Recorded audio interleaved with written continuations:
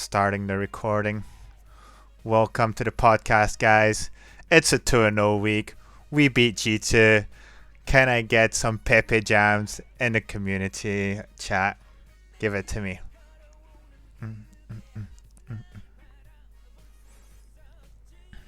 This is just a dancing show, by the way, this week, so there's nothing much going on. Okay.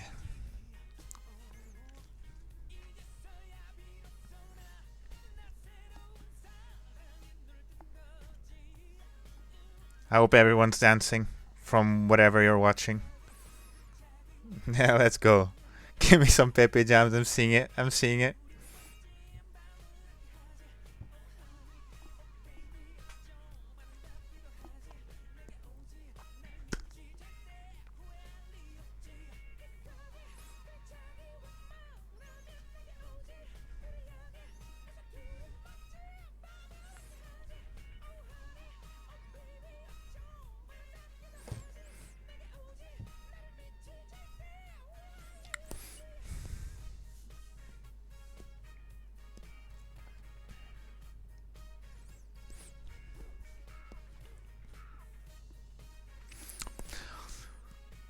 Okay, guys, it's time to start week 3, and what a week it has been of Inside Fnatic's Brush. And Loki, if you can shoot me into the beginning of this show with the sea shanty again, please, that would be perfect. Thank you very much. We need that jam from the weekend to get us started, so whenever you can, Loki, hit me up with the sea shanty. Let's have fun. So yeah, what do we have for this week? So before we talk about Fnatic and we talk that amazing G2 win, there we go. Yeah, we're gonna talk about the LEC. Gonna do a little overview of what happened this week. Schalke and XL, 2-0 weeks. Schalke unleashed, XL unleashed. Is that it? Are we finally seeing some potential playoff teams that weren't necessarily in the top 3 already showing up? Next topics are going to be about Fnatic. This is where we're going to have the most fun today, I think. Going over our week's performance against a super messy game against Astralis. We still won. And against, I would say, a much cleaner game against G2. And surprising performances across the board from all of our players. Really felt like we were in control this time. I think we're going to do a little focused on Bwipo's performances this week, which I think he's really finally fitting into his role, and he's getting to that level. That volley bear was scary, was it not? And what are we going to do? We're going to go over this week's community question, which maybe it's a bit soon to talk about, but is Upset already the best ADC in the LEC? Some really good stats already. He's first in terms of farm difference at 15. He's top 3 in like KDA and damage percentage. So I want to see you guys leaving your comments into the community podcast channel. I'll bring you guys on here and then we'll go over the predictions. We'll still look at Dog's prediction, even though he didn't believe in Fnatic against G2, we're still gonna see what he has to say for next week. Hopefully, we're seeing that he votes for Fnatic. But yeah, let's get started, ladies and gentlemen. This is the solo bolo episode for today. So you'll have to see my beautiful face with my beautiful shades. I got the Hilisang t-shirt. Perfect. This song's over. No more songs, please, because we're getting started now. This is serious business. I've got the, is this 2019, 2020? Fnatic colors, Hilisang Thresh. Let's get started. So, LEC overview this week. XL and Schalke, 2-0 both. Schalke is starting to get really, really scary, to be honest. I mean, they started with the win over G2. And then this week, they beat Rogue in a really, good fashion as well. It didn't feel like they were behind at any moment. So I don't know. Is this it for Schalke? Are they getting their end of summer split redemption time already at the beginning of the season? I don't know what your guys are thinking. I'd like to see a bit of reactions on the Discord because holy shit, Ploppy's just sent to me a massive paragraph. Okay, that which is for the question of the week. We'll get back to that later. But yeah. Schalke pretty good. God Gilius Unleashed. Broken Blade, which for me, I'm going to repeat myself, is being a great pick for Schalke. Great replacement for Odo Amne. And yeah, it was Odo Amne versus Broken Blade on Sunday. So on Saturday. And I think they played very well all around. Abadage is just it's just a monster at this stage. So we'll have to see. Who are they facing next week? Let me just have. I don't have my assistant doc this time, so I have to do everything myself. But next week they're facing Astralis, so that should be pretty easy for them. And they're facing Mad Lions, so that's going to be an interesting one because Mad Lions is having a bit of a roller coaster moment so far. So we'll see. It might be another 2 week for them next week. And the other team, which is a big surprise, is Excel. For you guys who were the first episodes when we were going over the teams, we spoke about the Excel being kind of like an uncertainty, bringing in Dan and Checolad, and obviously Patrick being kind of the pillar of this team, having a stellar performance in 2020. It feels like Dan and Checolad have clicked and are just growing more and more together. And they had some really amazing performances last week. I was surprised that they actually won against SK, who I thought was kind of the new dark horse. I thought Vitality was my dark horse originally. They're gone. I'm really disappointed in Vitality so far. But I think, Excels is getting there.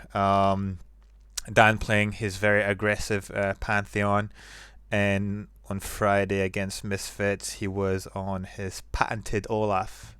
For those who have watched Fnatic Rising in the previous seasons, you'll know that his Olaf is quite scary, and in the meta where Olaf is like top tier, well, when it's still 11.2 at least, he's definitely thriving on this. Nice 5-2-9 on Friday, and on Saturday he had a nice 5-0-9.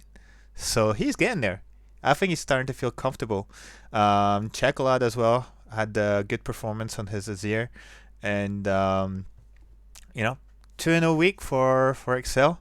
And if we have a look at their performance for next week, who they're facing Vitality, so this should be another win if they play as well as they're doing and they keep up increasing in performances. And then we're facing Excel week 4. So sorry, Excel, your winning streak ends on Saturday next week. But good luck. Let's have a good game. Let's shake hands and have a good game already. So yeah, any comments, guys, on what you're thinking so far? Community podcast. I'm seeing Abadage gold card from Hot Dog Neski. I got that one today as well. So congratulations to both of us. Let's see what Captain Boomer says.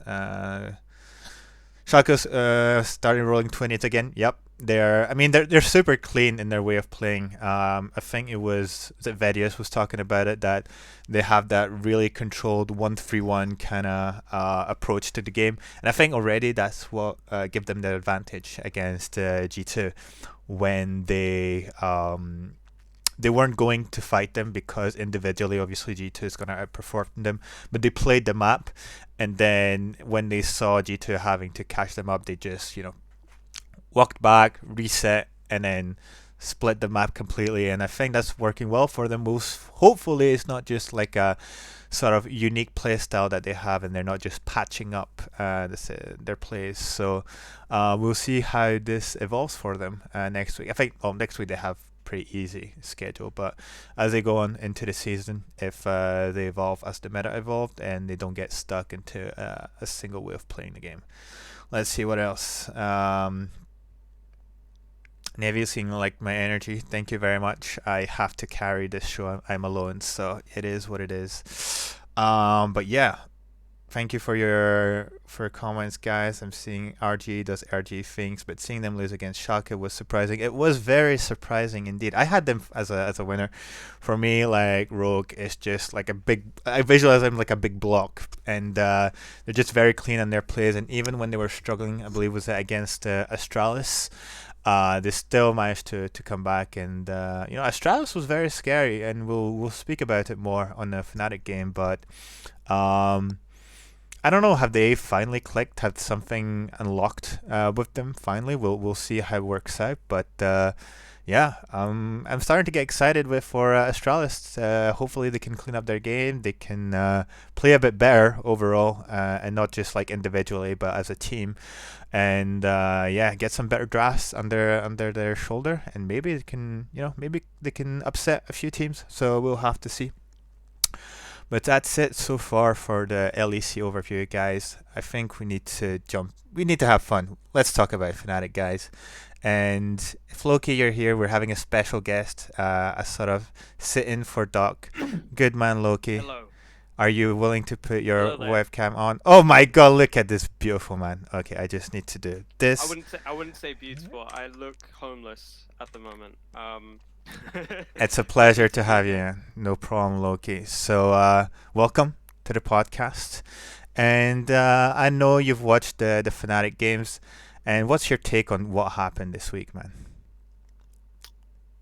Before I go into it, I just want to read out something really deep and profound that I saw earlier today. Mm-hmm. Someone in this chat actually had this as a status, and I thought it really spoke to me. I'm not going to say who it is because I don't want to embarrass them, but it says, "All I ever do is miss you every single day, but I don't think anything will change the way that I feel." Now, is that about Doctor or Reckless? I'm not sure, Oh, but I think that result would probably change how they feel after how we played this weekend. So maybe we'll yeah. we'll have a lot of things to discuss. But I guess I want to go into maybe the Astralis game Yep. first Go. because I mean we all like a good fiesta, so to speak. One thing that I found quite interesting was everyone talks about the tower dives, but in isolation, I don't think tower dives are too bad. I think I think it's when you dive without minion wave setups that's the issue. I went back and had a look at some of the things that we were doing that game. Astralis actually came in quite aggressively. They three man dove Niski about twice that game, and I think that we were quite under pressure to kind of match and answer what they were trying to say. Mm-hmm. So we did do that quite frequently. There were about 5 different actions Mm-hmm. in the space of 10 minutes or so. But we basically there were 2 tower dives that I can remember that were quite egregious. The first was when it's about 5 minutes in, we dove without a minion wave, Yeah. and Hillisang and Selfmade just kind of ran it down a bit for a kill. But the worst one was 10 minutes in. So Hillisang decides to dive White Knight, and Yeah. there's only one caster minion there. And he's like one hit away from death. And yeah, Hillisang just kind of sees blood goes in, Upset goes in as well. Hillisang dies, and then Upset stuck on the wrong side of the tower. Selfmade runs up, a homeless Udyr shepherd him through. They hug the wall because, of course, why wouldn't you against a Mega Gnar? The Mega Gnar jumps in, knocks them both against the wall, kills the ADC, and then Selfmade's just like, well, I'm out, it's fine. Don't worry about it. So, comedy of errors, but an easy fix, I'd say. No. See your house, is it big on the or is it I mean, it's just a bookshelf. It's Y- not my house, Guys, really. why do you think he's admin of the Discord? Because he's just so big brain. Look at all these books. He's read all of them twice already. So, that's why he gets paid the big bucks. And I mean, that's not all mine, so that side's all you're not my supposed to tell them, statistics. Loki. You're supposed to. Yeah, that's I mean, actually. I've got to be honest. Like, only that middle bit's mine, basically, and it's the best section, of course. But yeah, I was curious to know what you thought about the Astralis game because I guess people were quite pessimistic after watching. I was starting to get really worried, to be honest, because I was actually at a party at the same time, and I was trying to watch while trying to be sociable at the same time. I was like, I'm seeing the scoreline. It's like, why are there 40 kills at 25 minutes, man? What is happening to my team? We're playing G2 tomorrow. No, this is not what's supposed to happen. You're supposed to be clean. And then I went back to some of the replays, and I was like, oh, okay, we're just going crazy. But something I actually appreciated was seeing Selfmade on Udyr. I didn't know that. I wasn't sure if Udyr was his type of champion. Like he's more of the carry style kind of thing. And I don't know if some crazy bear man pig running around the jungle was his type of champion. But he's actually having way too much fun when he was just like running around turrets and just soaking 10,000 shots. I was like, okay, this guy's just feeling it. This is definitely his champion. But yeah, the tower dives were a bit questionable. Hylissang just going full LPL. It's like he sees someone, this person must die on the second, or else just FF already. But that's how our Hylissang is. It's just he wants to kill everyone, and you've misstepped the moment he can see you on the camera, pretty much. But as you said, like easy fix so far, to the point where I'm comparing my sort of reactions to our losses last year and our losses this year, our way of playing. I've never felt like so relaxed about our performances, saying, I actually don't care if we lose, because it doesn't look like we're disjointed. We're just inting together, but at least we're together. We're a family. And it doesn't feel like, oh, there's some bad blood between the players, or no one's talking. Like everyone's like super vocal on social media, and then something that's simple as just everyone streaming pretty much, except for, well, Niski was streaming more preseason, not so much right now, but Isn't he? Is he streaming right now? I think he was streaming today, I think, something like this. I know Selfmade's streaming today. Bwipo's been streaming quite a bit recently, and Yamato's streaming. What else? Upset Hylissang are doing together, so that's like super cool to see as well. So I'm just like really happy with sort of the new synergy that has been built into the team right now. I think we're going into the right direction, and I'm really happy that we won against G2 as well, because for me it was just kind of the proof of this team going in the same direction. And G2 going, oh yeah, internet connection problems, lag. Listen, literally first week against Misfits, we have massive internet. I think our pause was even longer than one of G2, and even after the pause, some of the players in their streams said they still had issues. And we were not like, oh, lag, per us, we're better than Misfits. And then on the other hand, it's just like Grabs talking about lag, Wunder trying to meme about lag. It's just, guys, you lost. Even in draft, you're lost. Are you going to blame your draft on lag as well? Like, we actually drafted so well for late game damage with the Aphelios and the Azir. And then we have good frontline as well. So, sure, I mean, see you in 21 days, and see if you still have some lag, and if you don't, try to beat us. But I'm just basking in the glory of this win, of winning against G2, of winning against Reckless most of all.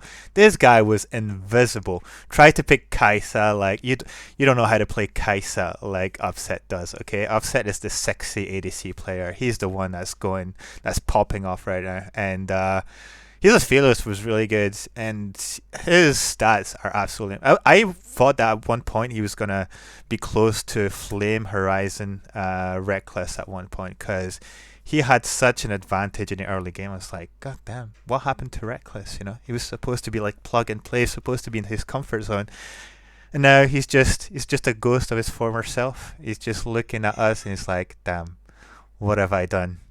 I've left these people behind. Well, good riddance, man. We don't want you anymore. Upset is my new friend. It's like the meme, like friendship with Reckless is over.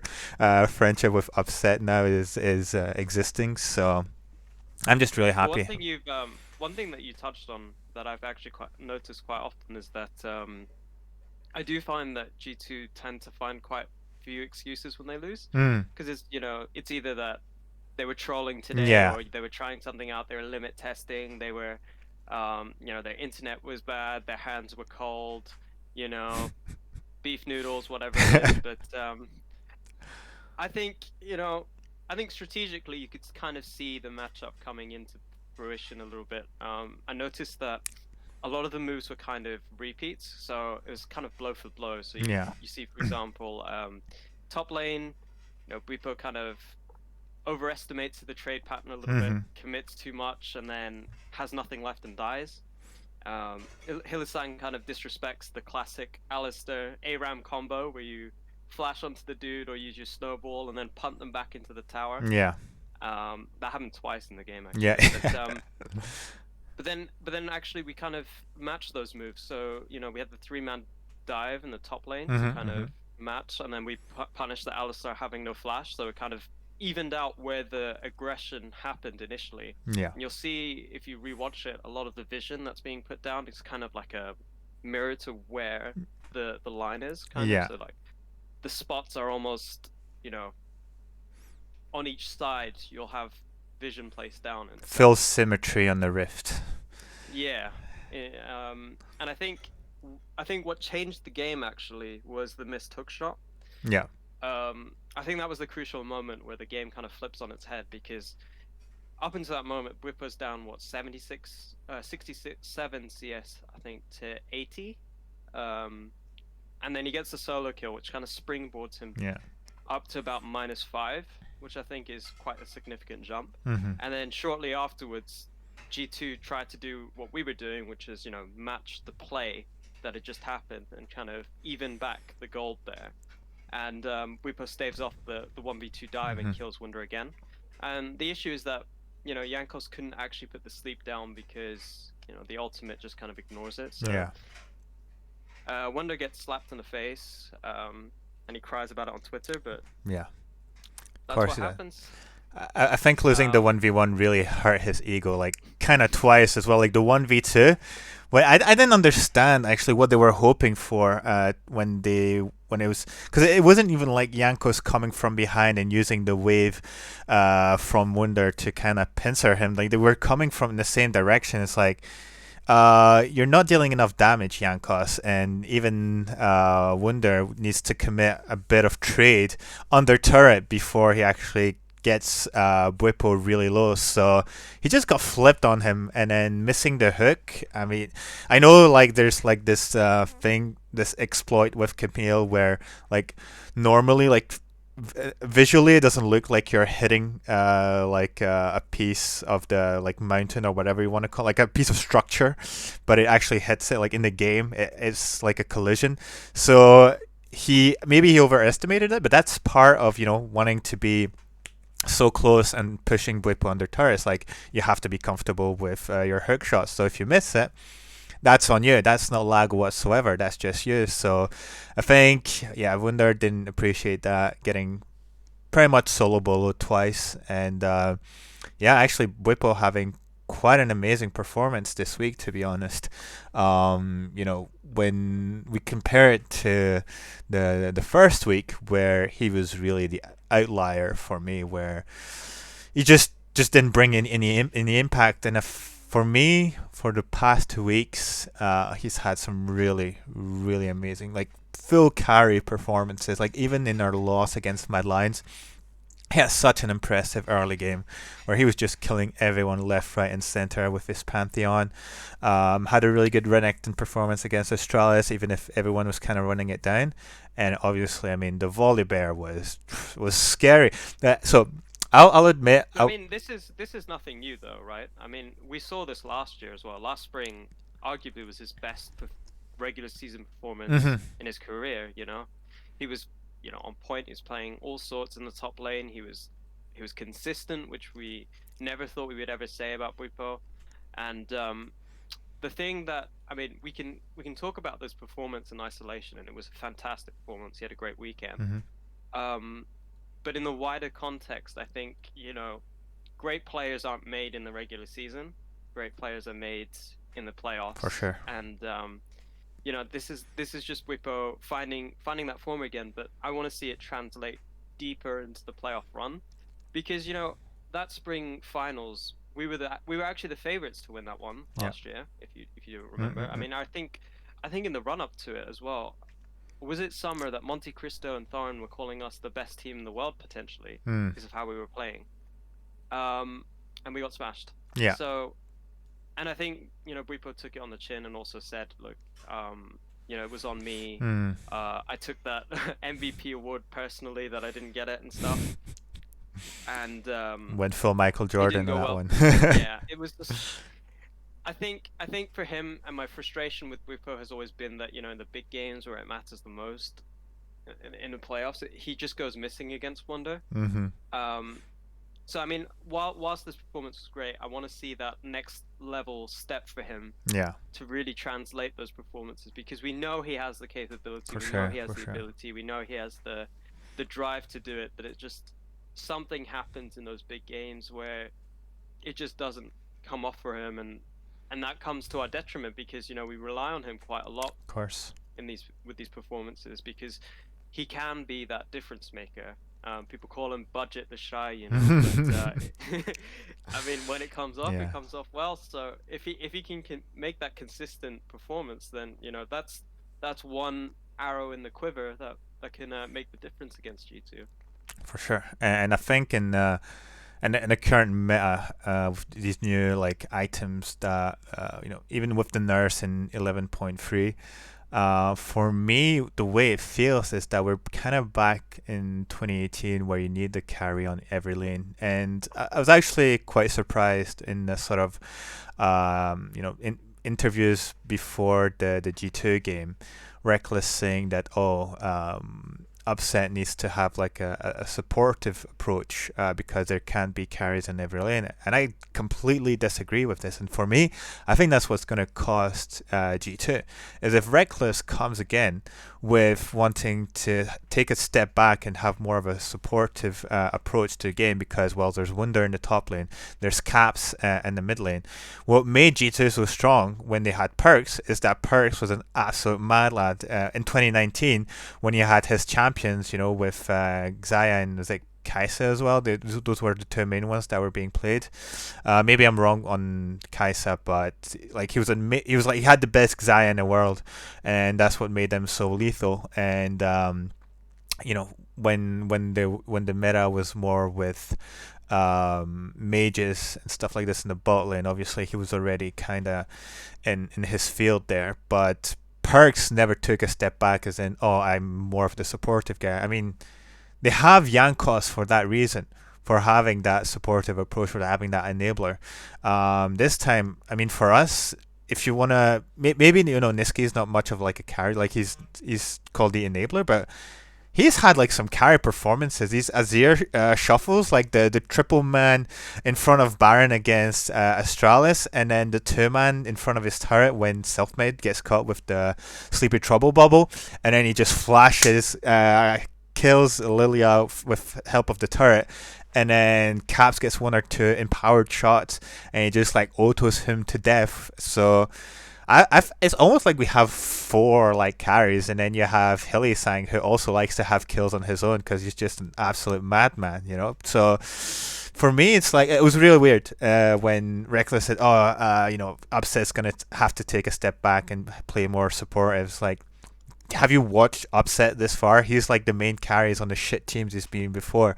So how is that going to change now? And I think that mentality from Reckless, unless his team manages to change it, might cost G2, and has already cost G2 a couple of games already. Well, one thing that I think that we did quite well in the context of that game, I think we know what Reckless's strengths are, which is Mm. a lot of the time what made him so good on Fnatic is that we used to, you know, create chaos across the map and let him farm safely on his own. So Mm-hmm. he would get the solo plates, he would get the solo farm and the solo XP, and he would get his 3 items safely while we kind of won the map elsewhere, and we're distracting effectively from him, Mm-hmm. taking resources away from that side of the map and kind of forcing you to sort of pay attention elsewhere. We didn't quite let him do that this game because we've had quite good jungle presence and proximity around the bot side, um, and I think we've actually seen that Upset has taken that role for us. Yeah. He's been getting the solo plates, he's been getting the XP. Mm-hmm. I mean, in some ways, Upset's kind of fulfilled that role that Reckless previously had, and I think we also recognize that on G2, that's what Reckless wants to do. And I mean, even Perks when G2 were at their peak in 2019, he was doing the same thing. G2 was, fucking around on the map, winning skirmishes left, right, and Yeah. center with caps, outskilling everyone. And Perks was just there quietly farming away until he was Hmm. just a monster because your ADC is being pulled over to lose a 4v5 on the other side of the map, and Perks is an item ahead. So there is that element of, similarities and knowing how to punish Reckless's tendencies. And I Hmm. think to some extent, both teams know each other so well that you almost can see what's coming. But I think for the advantage that we have is Hylissang kind of he sees things that no one else does. For sure. He he sees opportunities that most people wouldn't and goes for them, which either comes off quite badly or quite well. But as you mentioned before, it's to our advantage that everyone is kind of filtering into that, and I think we saw that in at least the G2 game of how we wanted to play and how we wanted to sort of execute on Hylissang and Bwipo going aggressive. Hmm. Um, but actually, I wouldn't even say that Upset's even been our best player. I've been quite pleasantly surprised with Niski, who I Yeah, think has been on balance our best player. I for think he sure. had, I think he had a fantastic weekend actually. He's the Um, most consistent so far, even during our losses. Personally, like. I think his Azir was phenomenal actually. He's been targeted quite frequently in the lane phase, which Hmm. I think I'm not too convinced about just yet, because he was struggling a little bit quite early on both, which is to be expected when you're playing Azir. But Hmm. um, especially later on with the shuffles, uh, So good. those were really good. The whole So weekend, he's got so many he's done, and I think like the ones he's missed are probably like one pixel. He almost got a 1v1 against Caps. If you actually like still frame, it's like Caps' model and the Shurima shuffle are technically above each other, but it just doesn't it doesn't touch the hitbox. So, but that it is. People saying, "Oh, we need the next Caps. We need the." You don't need the next Caps because Niski is already beating or putting pressure on Caps on a 1v1. So be happy, guys.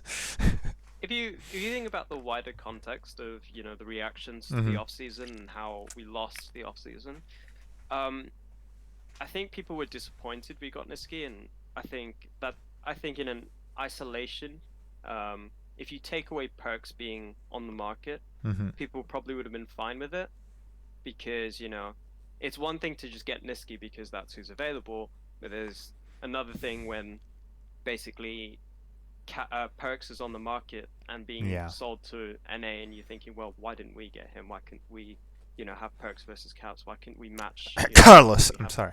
Mm. So to that end, I could see where the frustration was, but I think what people don't appreciate as much is that Fnatic has never been the team that relies on the ADC so much to be the main guy. We've always actually found our success through the mid laner. Hmm. It's always been the mid laner.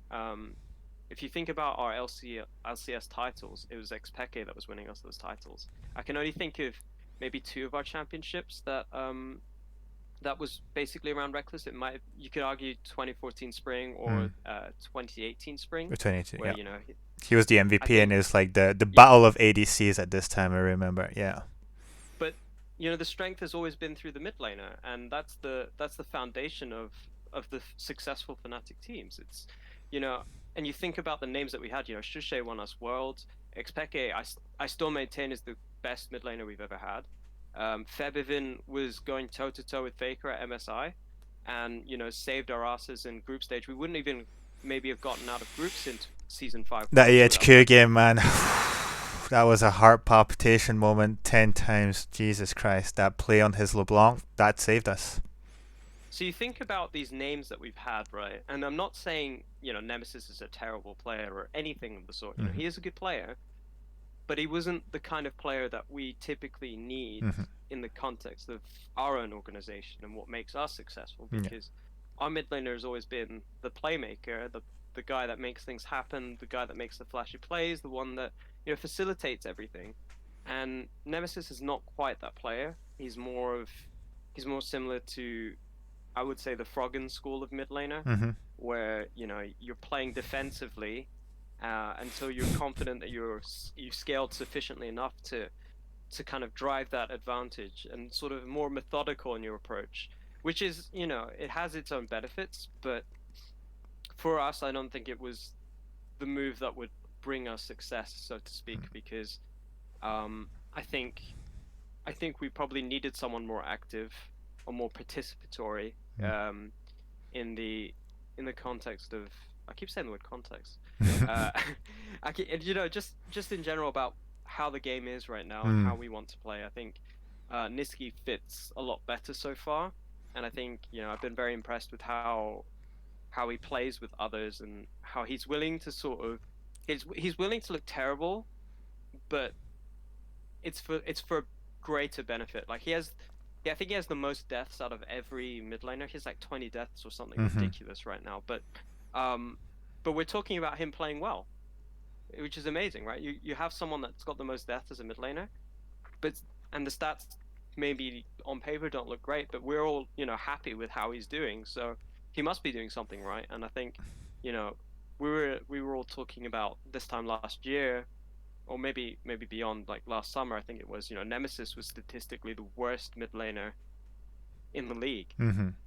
So we have the chance for a fresh start, and we have new narratives to at play, and I feel like on balance we're in a good place to go forward. um Obviously our fan base has big expectations, although Of lower course. this year, which I think is a good thing, Mm-hmm. because I think we've always been better when the pressure is off rather when the pressure is on. To some extent, the Mm-hmm. underdog status is always favorable. um and I think it also helps us as a fan base to not have to, you at one point I think it got so poisonous where it was just, team Nemesis versus team whatever. Yeah.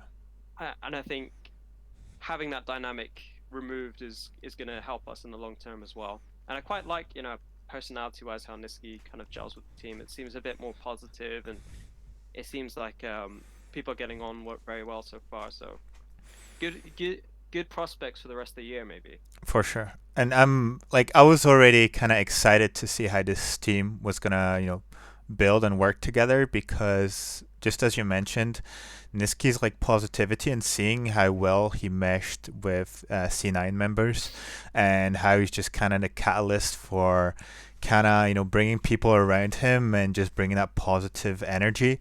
I was like, maybe that's something we need as well because Nemesis was kind of quiet or was always felt kind of serious or very critical about the game champions picked, and I think Niski has also unleashed the conversation around a wider champion pool.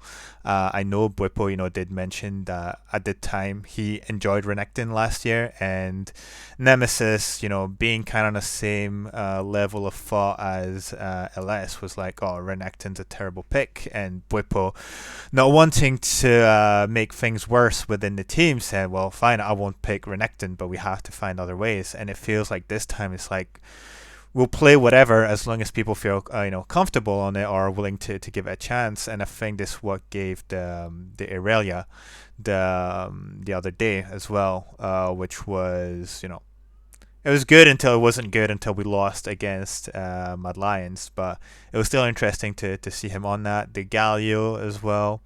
Um, what else was on there? I mean, his Azir was really good this week, and I'm just really excited to see how this team goes further. So, for those who are listening in the chat, don't know if you've seen already the how do you call it?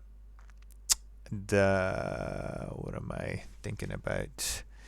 The the peak content, the last one that came the other day. Okay, go ahead. I'm just gonna cover the time, and I'll do a little rich.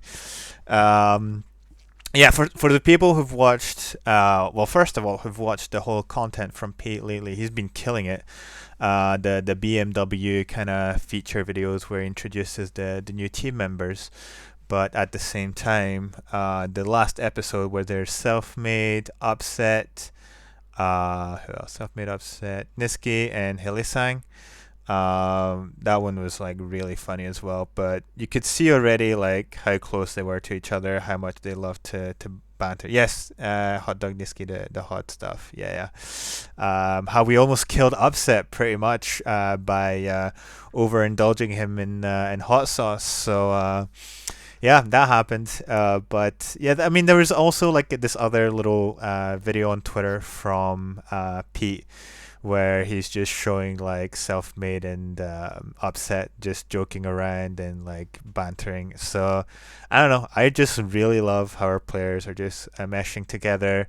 Yamato being known to bring people together as well, and making the most out of their potential, their performances. So I think this team's going to go really far if we continue. Because for me, we're like we keep going up. It doesn't feel like our performances are going down, even though like the Astralis one was very questionable. The fact that we still won in the end, I think another form of Fnatic would actually have lost against Astralis, and then done really poor against G2. Got it, even with 10,000 ping on G2 side, it would still have beaten us.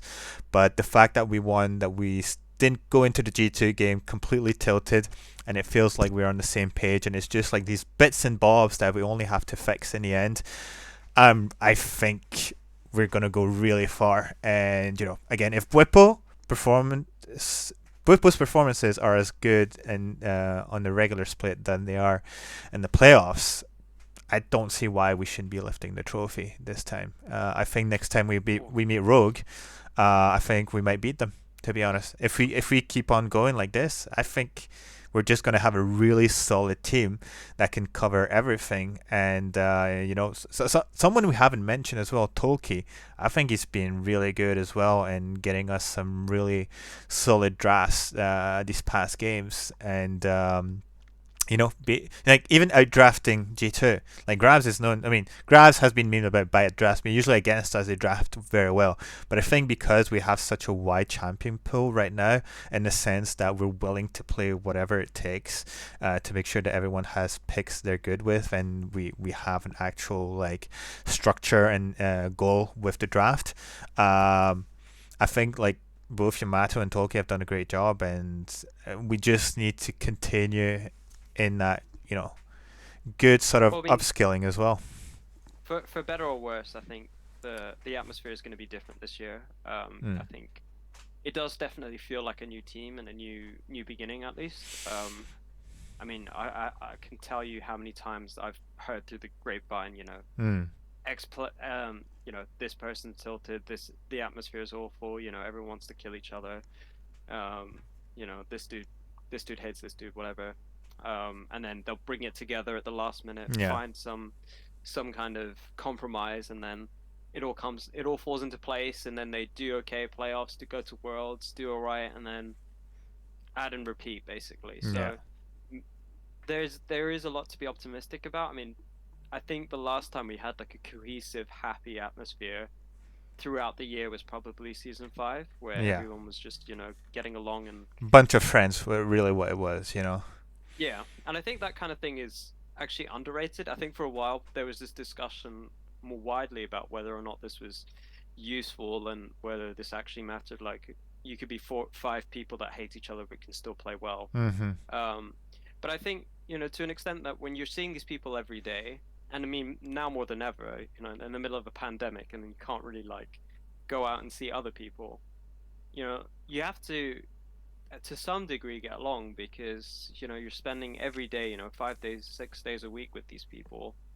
Maybe you're not living with them anymore, but still there comes to an extent where getting along does go a long way, especially in discussions when you're trying to figure out how you go forward. The way that you resolve issues and you take criticism and you give criticism is much easier when you know that it's coming from a good place, rather Mm-hmm. than someone that potentially is giving off a more negative vibe, or potentially doesn't like you, and that you kind of maybe taking it personal, like, well, why the fuck are you saying this about my Mm-hmm. champion Mm-hmm. for? Mm-hmm. Because and then you're trying to retort, and then there's that friction and that underlying sort of dynamic there, um, which I think goes. So I think that being removed goes a long way, Yeah. at least. And it's probably positive in the long term in terms of building a new culture. And I think what you've said about staff is a good point.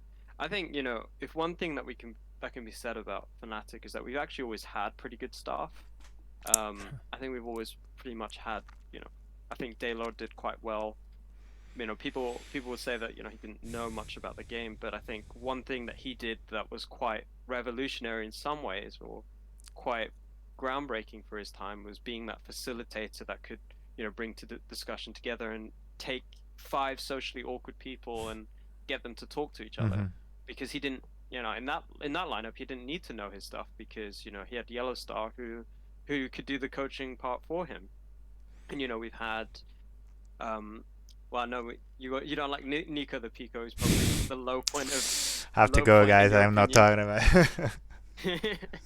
But I mean, he did do some good stuff for us. He found us caps, he found us Brock, so he put together two title-winning teams, even if he didn't lead them Mm-hmm. to title wins. Regionally we did well. We won. Was it the original EU Masters with the second lineup, and then we won. We later on, a year later, would have had the title-winning team in season 8. So we got Young back in, who could bring them forward. And I think Mithy as well was a pretty good pickup for us. I think the difficulty with him was probably that there was so much pressure on him, and he didn't have that smooth lead in, because to some extent he was a coach as a player, but I think maybe he found it. He's been quite honest about how difficult he found Yeah. it to adjust to being a coach. Sometimes I think I mean, it was kind of sad to see that when he was even announced, he's in tears about how his career went, kind of, and the Yeah. mistakes he's made, and you'll see him sort of frustrated and almost having a difficult time trying to adjust to being a coach. And I think he had that sort of underlying feeling that, was he good enough, or maybe was he in the right place? Did he make the right choices?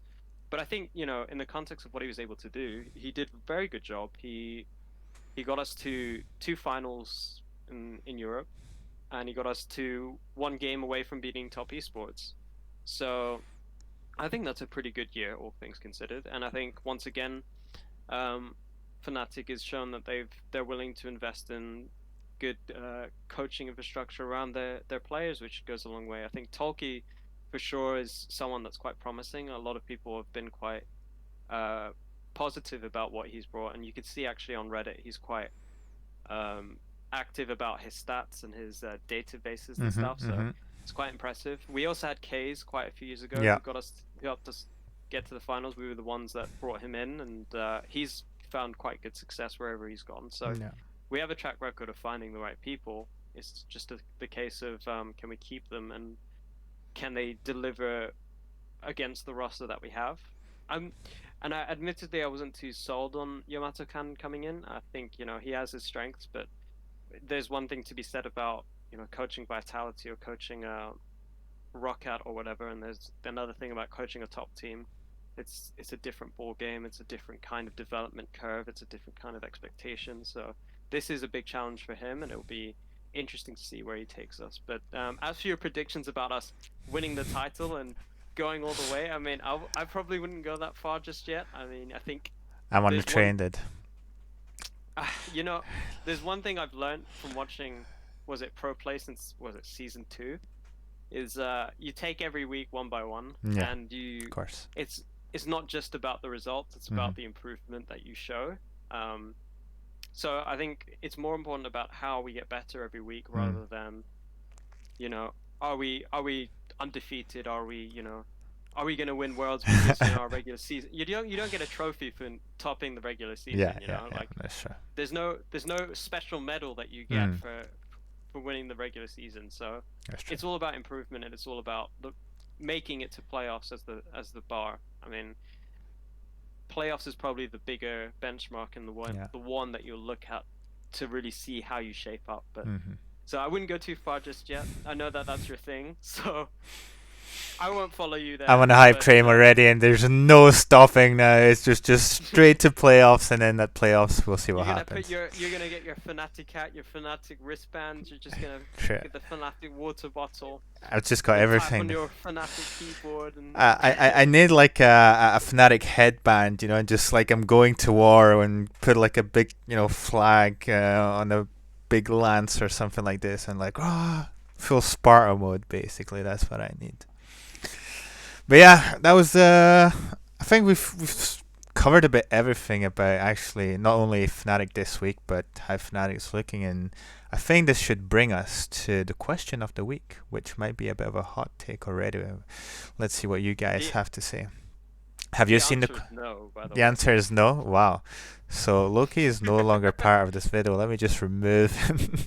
I But don't think you have that power, but the answer is really, no from me. let me see if I But you can. can I can actually feel move you free around. It's fine. It's fine. It's fine. Listen, I feel free to read the takes, but yeah. Well, curious actually, to know what our people think. have you? I'll let you have a little look in the chat. Tell me if you're seeing anyone that has an interesting take, because I haven't looked quite a bit. And no Ploppy sent a massive paragraph that might need to look into it a bit more. Actually, we might do this. We might just bring in pull up. Okay, let me see. It's up to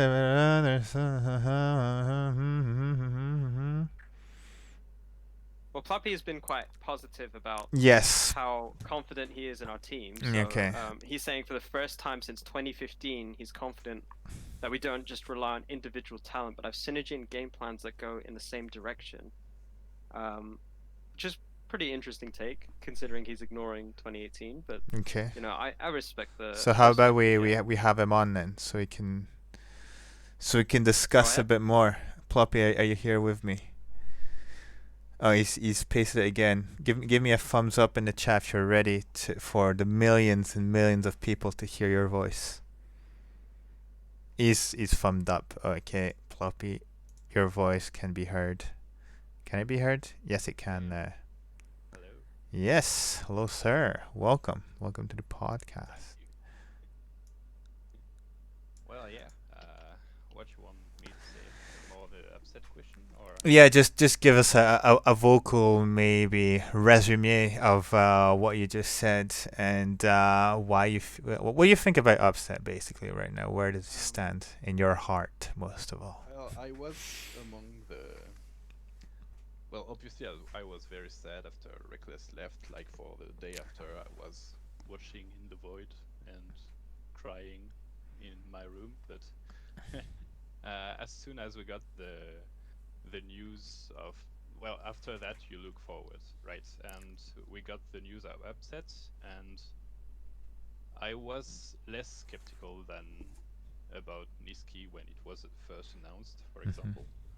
Um, I think overall the team looks great together as people, not especially on the Rift, but more on what we see from how they talk about each other, thing we didn't quite see last year, for example. Hmm. And as a player so far, like I said, I think he's gotten more for the team than what could have been expected from us so already. Like I could see him being very good at the end of the spring splits, maybe, but maybe not so fast in the splits because he's got impressive stats and he's got clearly very good synergy with Hilisang. So there's that, I guess, at start. Yeah, for sure. Yeah. As to is he the best AD carry in the league? Um, I think the most obvious choice to be would be like maybe Reckless is for sure the favorite to start with, but he's right. He's here with him, I guess. So far, I can't think about another AD carry that has stepped up so much compared to him. Like Misfits look kind of bad, even if Kobe is not that. He's pretty good so far. Hansama has had questionable decisions the last few weeks, so I don't know. Jesu is maybe a little bit too early to say. So I guess he could be in the discussion, right?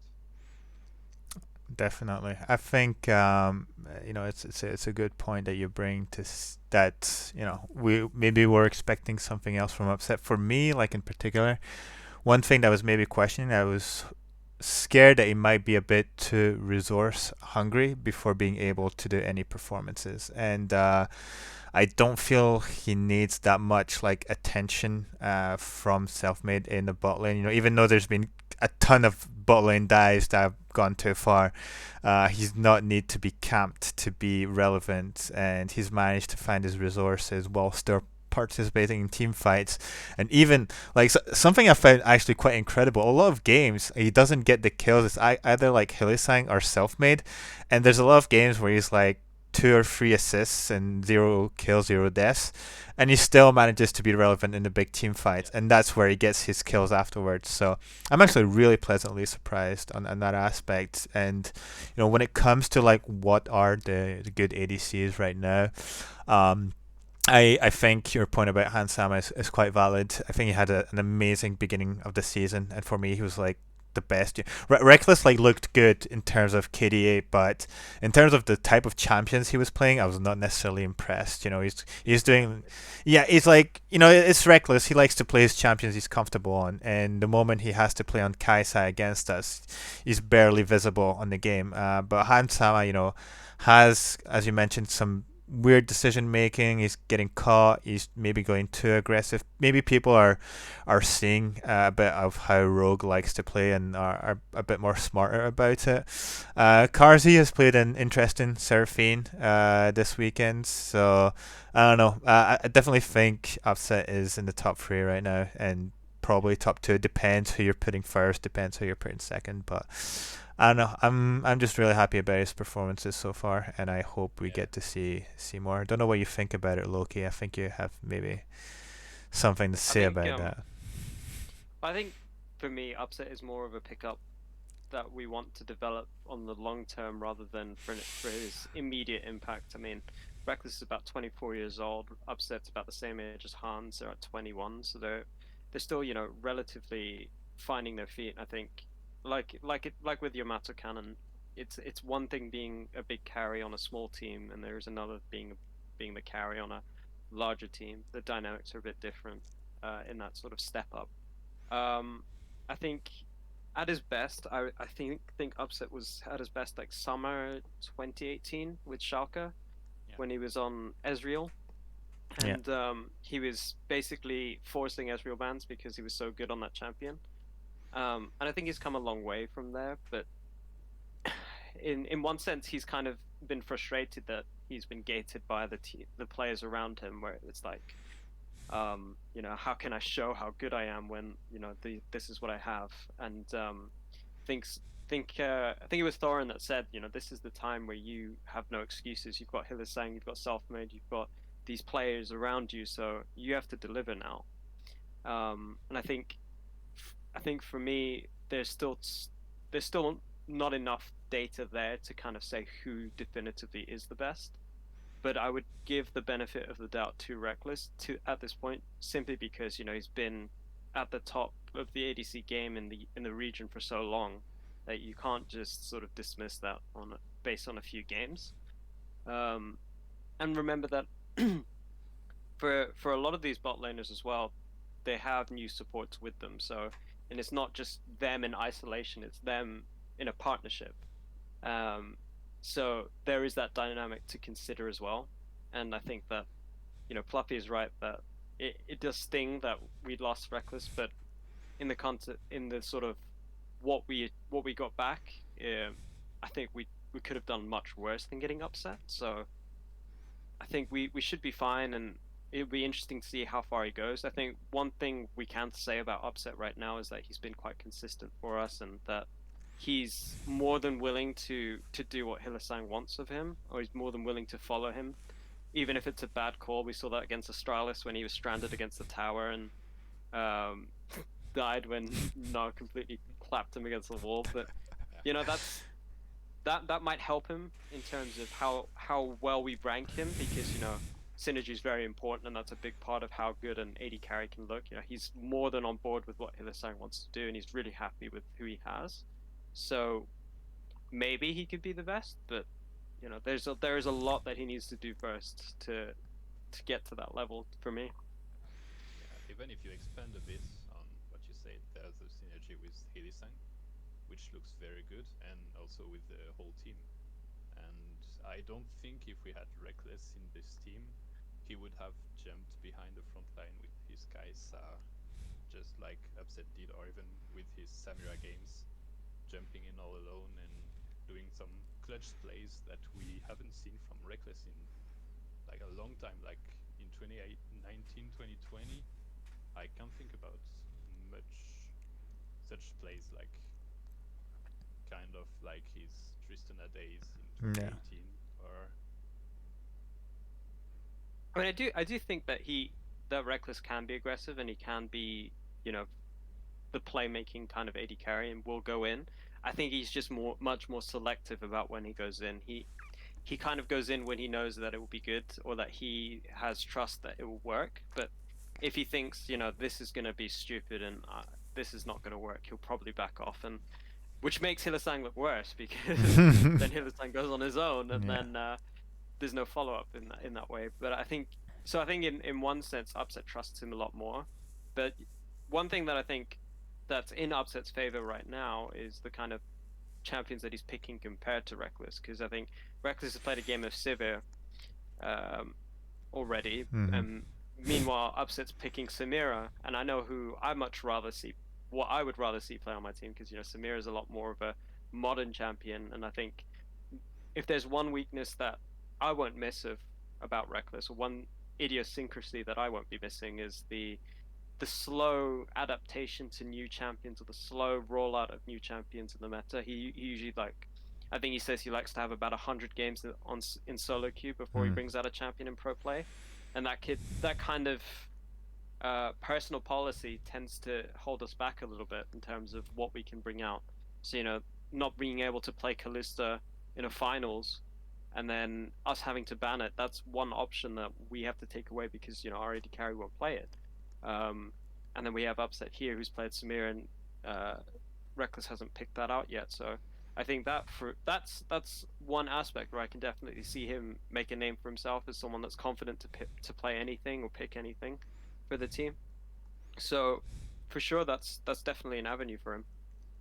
And I'll say on top of that, actually, that I feel, well, I think most of all, I think Upset mechanically is much better than Reckless, and I think he's much more confident in his mechanics than Reckless. Where, as you mentioned, like Reckless needs more of a setup to make sure that he can pop off, whereas Upset can go in, like the one that Ploppy mentioned, where he gets the triple on Samira, and he gets the full combo, the S combo, and he flashes in, walks back, dashes through a minion to get the last kill while his ulti is finishing off, and then dashes back out to not get killed by the turret. I don't know if Reckless has all this in mind to say, oh, I can go in and I'm going to do this. I think he's more going to be like, oh, I'm going to auto space properly and I'm going to position well, but he's not going to say, oh, I'm going to use that minion to do this and do that, and then, oh, use the ulti, and I know that with the damage that I have, I'm going to kill everyone, and I don't need like 2 people frontlining with me. I can kill these 3 people like Ricochet. And then the same when it was against Mad Lions, like despite the team fight that we lost, and was it top side blue, so top jungle blue side, there we go, where Offset like ults all the way into the back line and is kind of isolated, but he still tries to make something happen. And if it were not for that just one soldier in the Shurima shuffle that humanoid pushes him off, the team fight would have been completely different. But for me, like, I'm trying to remember Reckless having those type of performances, and not only is it not these type of champions he'll do this, but it'll be more like on his maybe Tristana, where he jumps in, but he just has so much damage because he's been farming for 30 minutes that he just one-shots everyone and he jumps from one person to the other. So I don't know. I think there's a new age of ADCs that are coming in with the Kaisa, the Samira, and he's stuck on his like Senna, where he was very good last year, his Severe, which is like one of his patented ADCs as well. And the moment he plays Kaisa, it's like, well, you're not doing much, and it's like, oh, well, the game's over. You haven't hit your 30-minute Reckless power spike, so you're going home now, and with a loss. So I don't know. We'll have to see how he evolves. I don't know what's the sort of like I Wait, don't know. I don't know if I agree with uh Upset having much better mechanics than Reckless. I think we still need to wait and see because I think I mean, if you look at the solo queued, Offset is like pretty crazy. Like, wasn't there like a session of solo queues where you had two okay, pentakills but with Hillisang? Like, solo queue is a different environment to pro no, but play. I just think in pure like terms of like skills, I'm talking. Not within the context of pro play, but just pure like mechanics of 1v1 a player or being able to get out of like bad situations and still being but is relevant. but isn't that just a deliberate sort of evolution of a player though? I think it was Doinby that was saying, a lot of these older AD carries, Mm-hmm.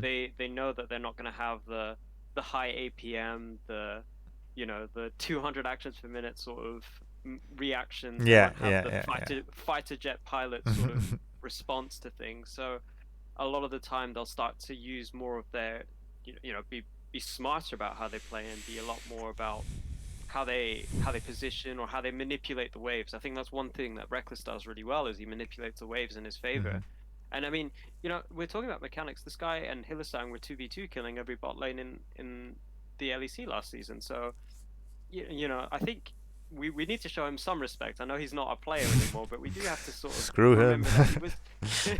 We do have to remember that he's still a really good player, and Oh, for sure, for um, sure. maybe not to the extent that he'll rely on making the flashy plays and making the dangerous plays like Upset will. Maybe that's like a stylistic difference, but I don't think that's necessarily to his disadvantage or that invalidates his mechanical ability. I think Mm. it's more of a deliberate choice to be a bit more methodical or a bit more reserved because he's thinking about the macro game. He's thinking about how he's thinking about the different kind of calculations, the risk that he's willing to take.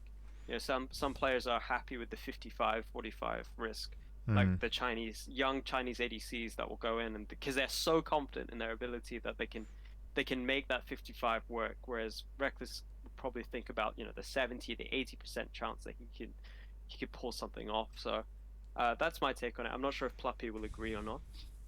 Yeah, I think saying Reckless is not the best right now, like Talion said in the chat. It's a bit of stretch, but put in perspective of the team and how it serves the team, the style of a player serves the team.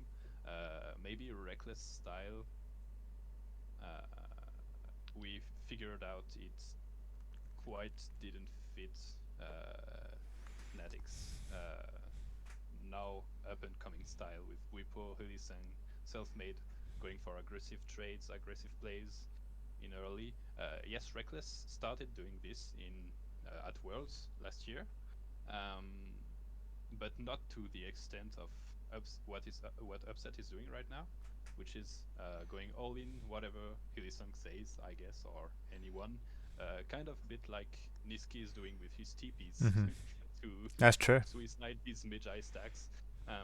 Not to say one is better than the other, but if Upset is in this mindset of right now he's going for everything, and if you chip off the int of all these plays, in the end, on the long term, it will become such a great synergy with very aggressive plays, but always very selected to keep the good things in and put the int in the solo queue or something, I don't know. Kind of the opposite of what Reckless did, which was play his style, which he has been so good at for so many years, and then in the end adapt a bit to Hillisang's style and the team styles, which evolved. It's true, like between 2017 and now, it's two different teams, but it's in this way that I think that's the window of opportunity that Upset has to become better than Reckless in Fnatic, in the context of Fnatic. Yeah, that's a good point, and I think that really covers kind of the whole situation with the ADCs. Yeah. Listen, Plubby, thank you for coming in for sharing your opinion. We always appreciate it. I think Loki, you have someone else you want to bring in. So just before we do that, I'm just gonna take you off of here, Ploppy. Don't worry, it's not gonna hurt. I'm gonna go boom, and I'm gonna bring you back in. There we go. Right, we're gonna sub in Italian Sub in for Thai. Lion. Is he here? He's We, I mean, unmuted. Hello. Hello, hello, There we go. hello. Welcome. Can you hear me? We can hear you. 5-on-5. Okay. We Thanks got for you. having me. No problem. I disagree with some of what you people are saying about Upset Oof. synergizing well with. So we're gonna mute him back now. Oh yeah, sorry about this. Go ahead. Not Go the ahead. best word, but basically, while Upset has that synergy with Hilithang, I don't think it's fair to assume that Reckless was gonna synergize worse this year, because even Hilly mentioned in, I don't know if it was on stream or on an official video, that it was one of the things that made it even sadder that Reckless left this offseason was that at Worlds, Reckless finally started trusting on Hilly Skulls in lane in the general game, and that he had seen what that had resulted in, that it was they were smashing Genji's bot lane, top esports, and I don't know if he would have reverted that trust this year, and they would start not synergizing again. But I don't think it's fair to assume that if Reckless was on this team, current team, it wouldn't work as well. Like, not to take anything away from Upset, but I think that what Reckless showed us at Worlds is that he is able to trust in Hilly Skulls and also have this aggressive playstyle of going in. Yeah, that's actually a very good point, and I actually thought about this as well, and I think that's also what made me a bit sad, actually mad that we were losing Reckless, because like, oh, we're finally getting there, where I mean, Hylissang's been on. This is the fourth year, right, where we're having Hylissang, 2018, 2019, 2020, yeah, and 2021. So it took like 3 years, 3 seasons, right, for Reckless to finally say, okay, this guy, I can trust him, even if he goes in like crazy. It's worth to actually follow through with his actions and not just me stay back and farm until I become relevant. And when we finally saw this at Worlds, we're like, holy shit, are we actually going to go all the way to finals? Because it looks like we're a whole different team now. We're smashing the groups stage, I mean, we lost one game to LGD, one lost game to JNG, but we did win one game against JNG, and we looked absolutely amazing. Like, it was like, holy shit, we're just beating JNG so easily.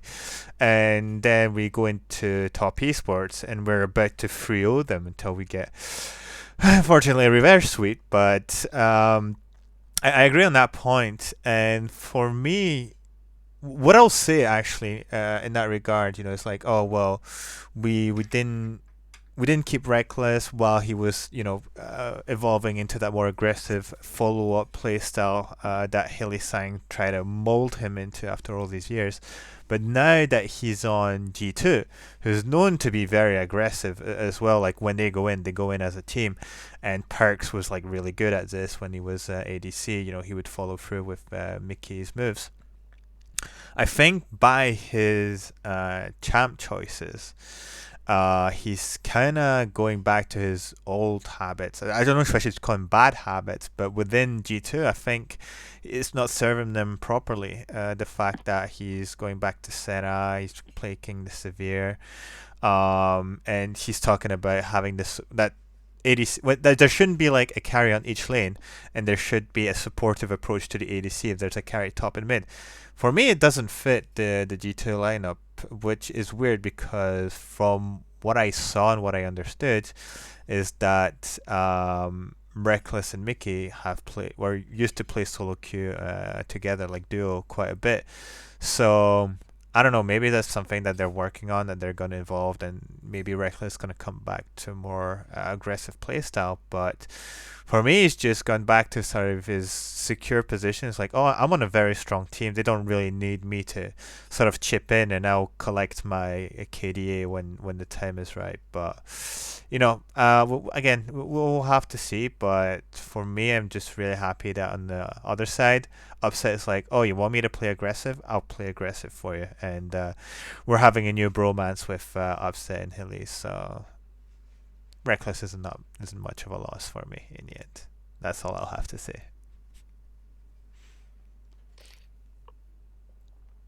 What do you think, Loki?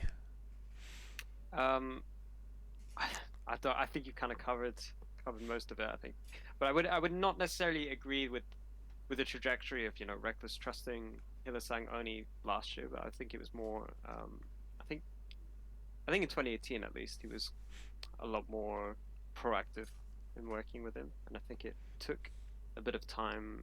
I think it waxes and wanes, so to speak, that relationship between them, and that comes with confidence, that comes with meta changes and stuff. So there's a difference there, and at least for me, I think I wouldn't necessarily agree that it only came to fruition at the very end. So that's the only point I would make. I didn't mean that they weren't synergizing well, that they weren't a good bot lane before. Like they were still really great, and in For sure. the Fnatic versus G2 finals, they were always consistently solo killing the Perks and Mickey. I just think that at Worlds is when Healy made those crazy calls, and you saw it on mic checks and all that. That Healy would say, "Come, come, come," and Reckless would follow up, and they would kill the enemy bot lane again, and or on dives. And that's just what I meant. Not that they were a bad bot lane before, but it's like fully. There's different degrees of trust, and I think that Reckless finally started to fully trust in Hylissang at Worlds. While before he would trust him, and he even defended him when people were criticizing For sure. Hylissang for dying too much. In summer, for example, Reckless was always defending him, saying that he was a good support, and that people don't see what he brings to the team. Yeah, that's a good point. And I don't think anyone was really making the argument that they were a bad bot lane. They've always been, as one of the best bot lanes, even in the world, to some extent, in 2018 and again, like 2020 Worlds during the group stage. But yeah, okay, so maybe to make it a bit more clear, what I'll say is that it took 3 years for Reckless to follow through with Hylissang's like early aggressive calls. When it came to the mid late game, it was fine because Reckless felt confident with the itemization and the gold he had. But maybe in the early stages, Reckless wanted to stay like farming and make sure he was in control instead of following through the second like Hylissang sees an opening basically. But was it the game against Mad Lions where Hylissang like gets a hook or something and continues to go in, and Upset like had this like 0.2 of hesitation and he still flashed to get the kill afterwards, which is like, I mean, it didn't. I think it resulted in a 2-for-2 because Niski TP'd in and managed to get a kill somehow. But it's just that level of early trust that's already in that doesn't need to be built in that I appreciate first and foremost, because it's like, oh, we're not going back to having an ADC that has to make sure that Hilly is making the good calls according to him, and that is actually worth for him to follow through afterwards. So we'll see. I just hope that this aggressiveness still kind of, I don't know, takes opponents by surprise, and that they don't start reading our plays and they're like, oh, we know they're going to go in, they're going to do this type of approach, and we have something already prepared for them, and it completely blocks our play style. So we'll have to see how that things come up. Are you trying to speak with us, Loki? If you are, you're muted. Oh, sorry. I was talking to someone else as well. No problem. But I was thinking, well, one thing that we can bring in now is because we've got a new viewer. Okay. New LCS LEC viewer as well, which I think would be interesting. Sure. So I think you should sub in. I think it's Nevi. Nevi, okay. Well, Talion, thanks for coming in any case. He's already muted. Well, appreciate your input, and it's a good point. Good point. Thank you again. And sub in Nevi. I think it'd be interesting to hear from someone that's only been viewing since season 9, coming from someone that's been viewing for a long time. It can be quite hard to break out of what you already know, what you perceive. So it's interesting to see someone with more of a fresh perspective. So Okay. sub him in, Unmuting. Mascot. Okay, hello. Welcome. Thank you. So, I want to preface this by saying I'm not really an intense watcher in the LEC. I only really watch Fnatic's games. And I have only been watching since 2019. And something that I've noticed is a lot of the casters, a lot of the time in games, will, I don't know, show like Reckless's legendary gameplay from years ago and talk about how good he was back then and the expectations they had for him and stuff like that. But to me, I never really got to see that like fulfilled. I mean, the most memorable Reckless gameplay I have is when he went Soraka bot last year, and Oh, okay. that's what I like remember when I think of Oh, Reckless. jeez. So I think with him leaving, I wasn't that upset. I wasn't like sad or anything because just as I watch, I've always thought. I mean, Bwipo, although he ends sometimes, or Selfmade, just in general, I always thought that they were the better players. And I really think that Rickless was just somehow, I'm not sure how, but he became a favorite to the casters, you know, to the general public. And they just kept building expectations around him that I just never saw fulfilled, you know? It's quite interesting because, for as long as I've been watching, he's been sort of the golden boy of Europe and the prodigy. I remember I watched his first tournament, IPL 5, and he was the young prospect for the future, and he was the one that took us all the way to the finals of that tournament. Um, and that was the one that people actually considered to be the more competitive one compared to Worlds. And we lost to, at the time, the best AD carry in the world, who was Mr. Wei Xiao. So no shame there. But yeah, I think it's interesting because I think Reckless, at least from my perspective, has always been considered a star player since he even started. And I think there is that mystique and persona around him that the broadcast seems to really like and enjoy. And I think for sure at times his gameplay doesn't necessarily match the hype around him. Partially, in my perspective, is that because of the role, it's hard to stand out as an AD carry because the agency is so limited that you're not the one that's going to be making the big plays all the time. And to an extent as well, I think at least in his early career, he was a lot more of a deft style player where he'd be farming for late and then being more of a team fight oriented player. And then 2016 was kind of a wash for him because he was a bit more of a passenger, I guess, and we were in a bit of a crisis. And then 2017, 2018, I think that was when we saw the best of him, the real MVP star performances, the 2v2, the aggressive laning, the 5 bans against him, playing anything he wanted, completely clapping on people left, right, and center. I think that's when we started to see him really emerge as sort of the guy.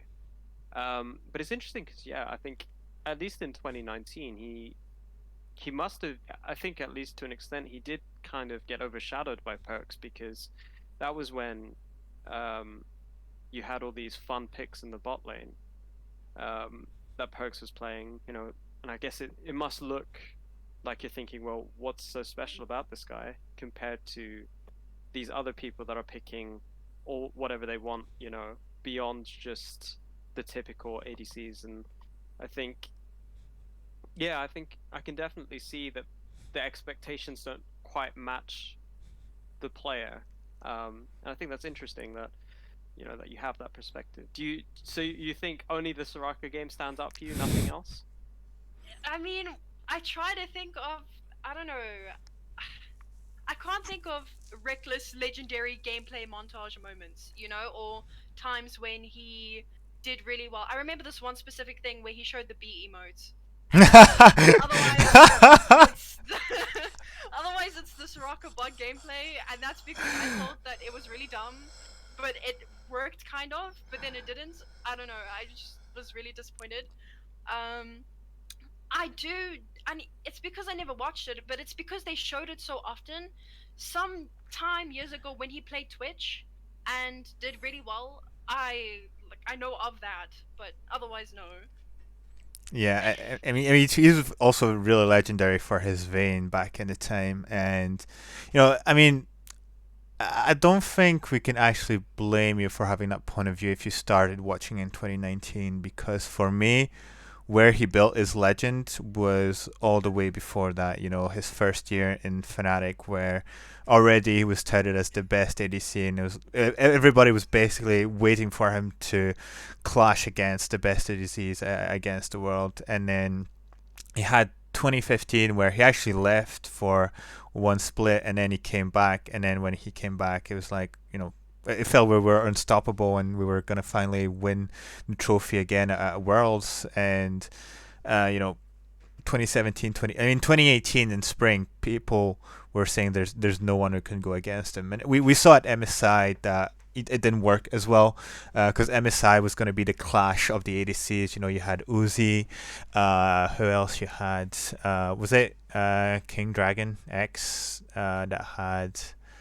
I can't remember, but it was basically like, I mean, there was Double Lift, and then there was it Deft? Was it? No, I can't remember. But yeah, he was not one of the ADCs that showed up. And then, yeah, 2019, 2020, just the team didn't look that great, So it was hard for him to shine, especially if the spotlight isn't on the ADCs, and we're expecting carry performances from other lanes. And I think what also cost Reckless was kind of his trust issues that he had towards the team, especially when the team is performing poorly, and he kind of goes into this sort of reclusive mode where he has to farm for late.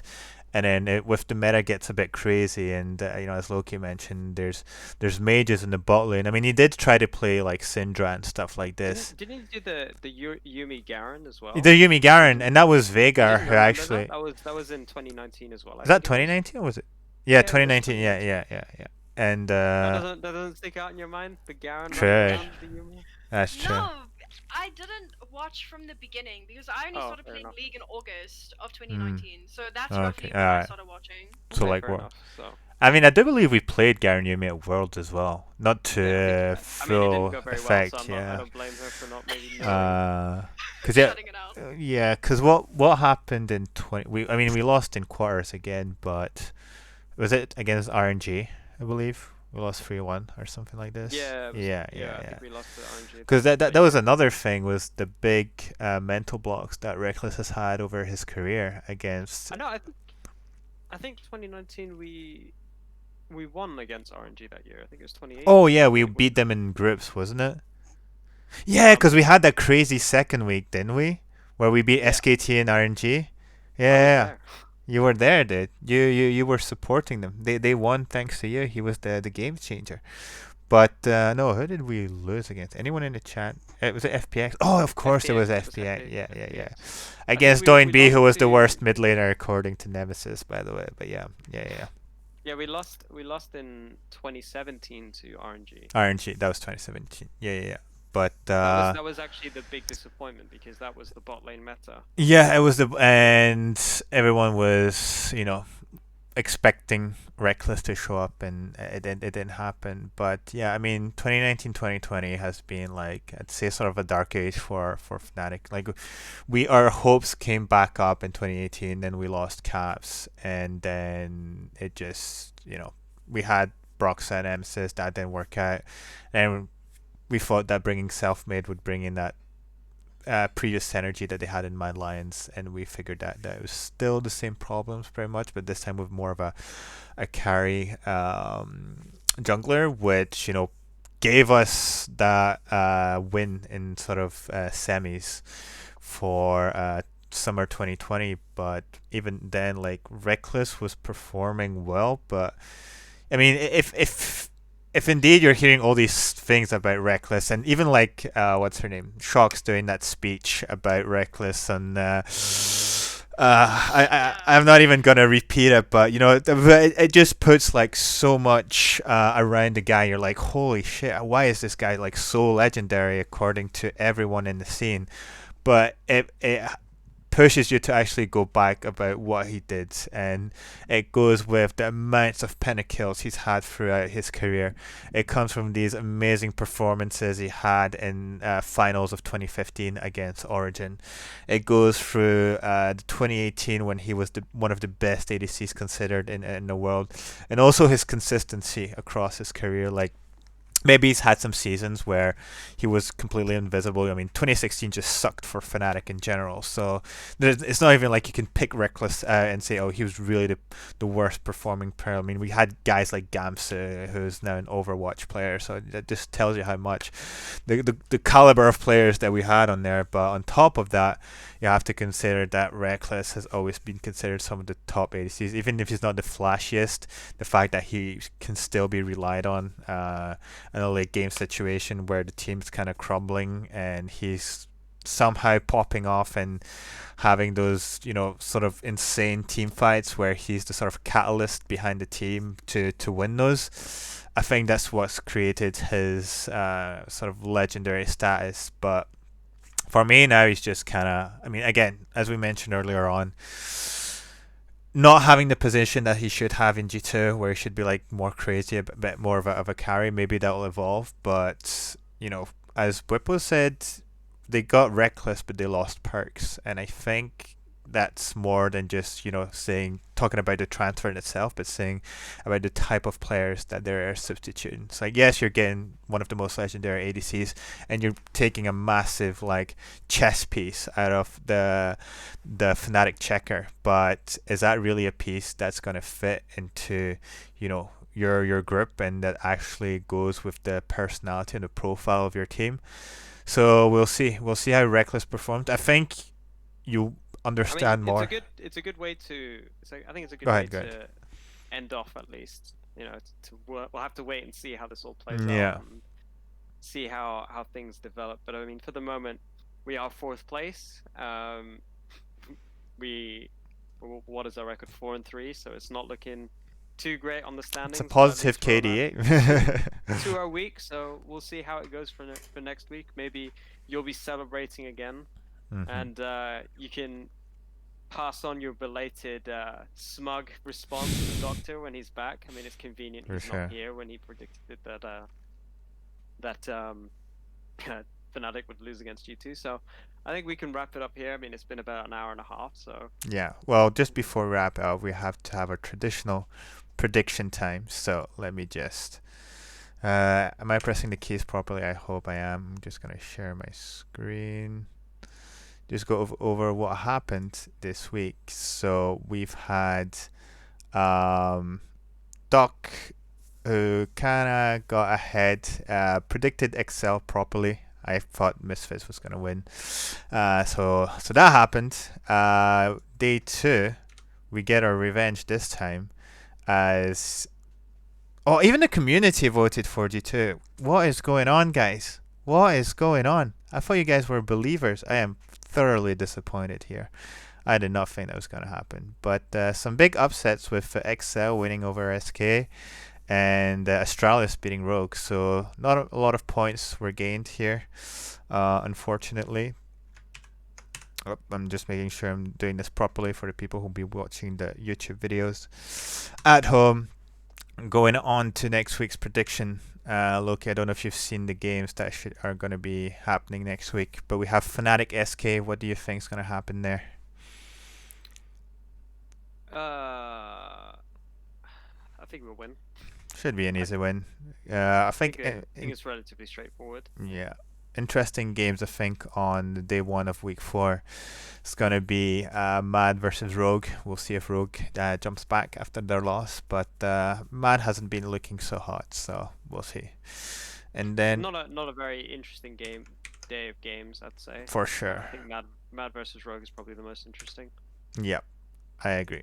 And on the final day, we'll have G2 versus Rogue as we're actually not the last game of the day. Will you look at that? That's amazing. But we'll have Fnatic Excel. Excel looking good recently, but I don't know. Maybe They're in good form. They're in good form. I think they'll be the tough one to beat. It'll be a good test for us. General Young Buck will have something in store for us, but for sure. I think I think if we play to our level, then I think we should be fine. True. And yeah, I think what will be game of the week will be G2 versus Rogue, so that'll be interesting to see. I think Rogue's going to take it. Doc predicts G2, but I think Rogue might be quite solid on this game. I mean, I think the packet loss might take Rogue to the victory. Oh dear. Gotta get better internet, Carlos. You spent too much money on other stuff, on upgrading your gaming team rig school, I don't know, whatever you want to call it, and you didn't even pay your internet bill. But actually, another game that's going to be interesting is Misfits Astralis, and both Doc and I have predicted Astralis following their last games. Maybe this is it. They will come back on form, and the Schalke mad. Schalke looking really good, so probably another win for them. I haven't really watched the other games too much, but I mean, I think from what I can gather, it's just ban Zoe versus Misfits, and you're fine. Yeah, pretty much. So yeah, that's it for the predictions, ladies and gentlemen. I hope I'm doing this correctly. If I take this out, I'm just gonna quickly look. Nope, I've not done this properly. Unbelievable. Yeah. Ah, there we go. Perfect. There we go. I mean, all that's left for me is to say, first of all, thank you, Loki, for jumping in onto this. Very valuable insights and a way of using the English language like no other. So thank you for your input today. Always a pleasure coming out of retirement to do something like this. I don't think I have the skills anymore to do this kind of thing, but too old for this I stuff. was a good stopgap for Mr. Doctor, who will be back next week. Absolutely. The more handsome German counterpart will have more to say than I will.